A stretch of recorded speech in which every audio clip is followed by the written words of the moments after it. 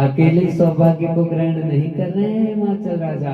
सबसे पहले अपनी पत्नी मीनावती को बुलाया, नारी सहित हाँ मुनि पद सिरुनावा। आज अपनी पत्नी के साथ में नारद जी के चरणों को हैं प्रणाम कर रहे हैं। साथ में प्रणाम करने का मतलब क्या है?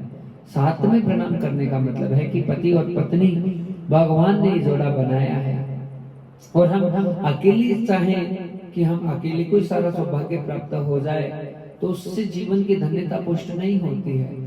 पति और पत्नी दोनों मिलकर यदि कोई धार्मिक कार्य को करे, कोई मार्मिक कार्य को करे, कोई भागवती कार्य को करे तो भगवान ज्यादा प्रसन्न होते हैं। दोनों यदि भजनानंदी हो, दोनों भजन करने वाले हो, दोनों प्रभु की ही सेवा में तल्लीन और संलग्न हो, तो इससे बढ़कर कोई सौभाग्य का विषय नहीं होता है भक्तजनों। आज यहाँ पर दोनों ने पाद प्रक्षालन किया और महाराज चरण सलील सब भवन सिंचावा, पूरे भवन में छींटे छींटे दे दिए, मानो ऐसे लगा कि मारे संत पावना आया, मारे नारद पावना आया, मारे गुरु जी पावना आया, मारे संत पावना आया।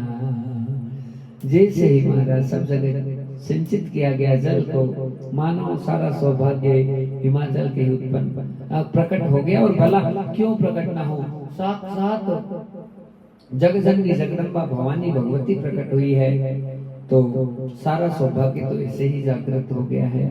हाँ, और फिर नारद जी का आगमन, फिर उनके चरणों का प्रक्षालन और सब जगह छींटा देना।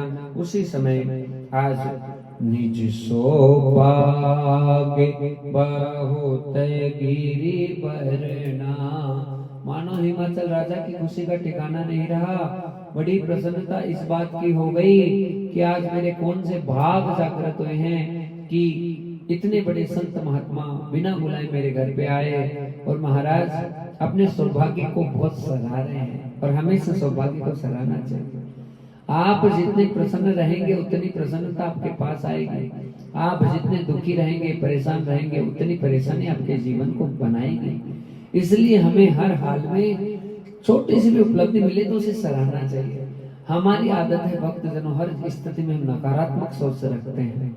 ऐसा क्यों हुआ, ऐसा क्यों हुआ, ऐसा क्यों नहीं, उस चीज में भी सकारात्मक देखो। आपका काम पूरा बिगड़ गया मान लीजिए, कोई बात नहीं,